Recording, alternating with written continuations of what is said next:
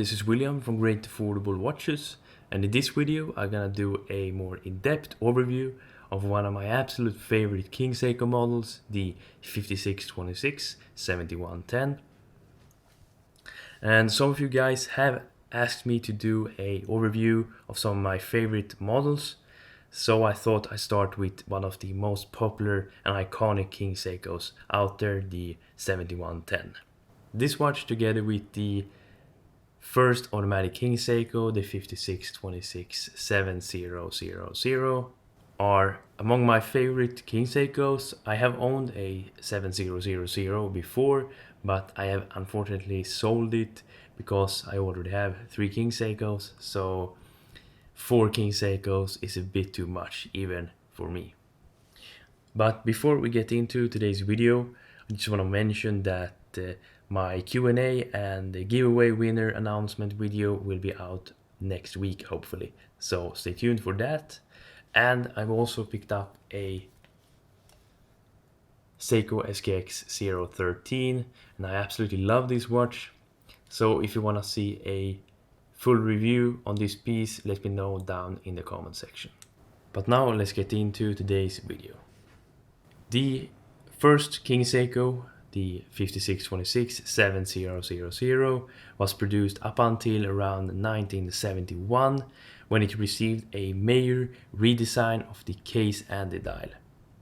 The case, and especially lugs, was a lot more narrow, and the dial overall, especially the markers, was a lot smaller and more narrow as well. The 7110 originally came with a gold medallion, as we can see on my watch.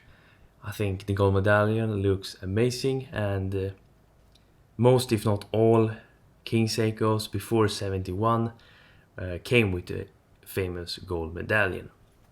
But this watch with the medallion was only produced for a short while before they replaced the gold medallion with a plain metal caseback. It's basically the same design with the Seiko KS, but signed in the metal of the caseback instead. And of course, this is a bit of a letdown, as the gold medallion looks amazing in my opinion, but without the medallion they are still fantastic watches. But in 1972 they released a new model of this watch. They are basically identical except for one thing. The caseback, or the monocoque non-screw down caseback, was replaced with a traditional screw down caseback in the 5626 7111. So that's basically the only difference between this model and the 7111. Some say that the 7111 received a new crown back then, but it's not really certain if that was the case or not.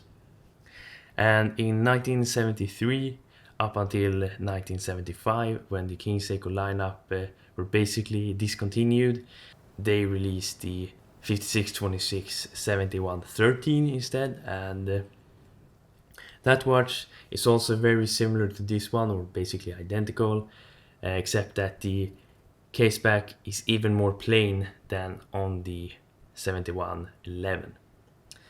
Those two watches are very similar, but with the 7113 it received for certain a new type of crown, a redesigned crown, and they look a bit different, but those two watches are very similar.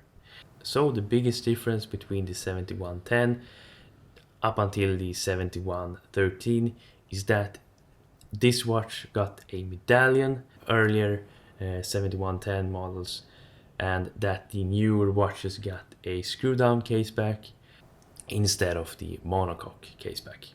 I must say, in my personal opinion, I think this watch looks absolutely amazing, with the very typical King Seiko Grand design type of case, the really nicely signed KS crown, the King Seiko logo, and the fantastic 5626 movement, a high-end movement from Seiko.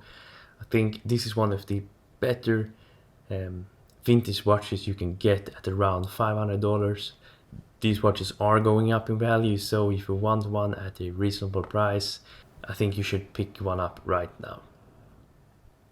And I mean, if you're looking for a really nice dress watch with a lot of great history and heritage behind them, I think King Seikos are just amazing. And if you want this really iconic look, the 56, 106, 71, 10 or 11 or 13 are all fantastic watches. But me personally, if you are getting started with King Seikos, I would pick up one with a golden medallion. But remember to keep a lookout for a clean medallion like this. They are pretty hard to find a really clean example, a non-damaged one, but try and find as a medallion that is almost perfect and not totally damaged. The level of finishing and the quality on these watches for the price is absolutely amazing.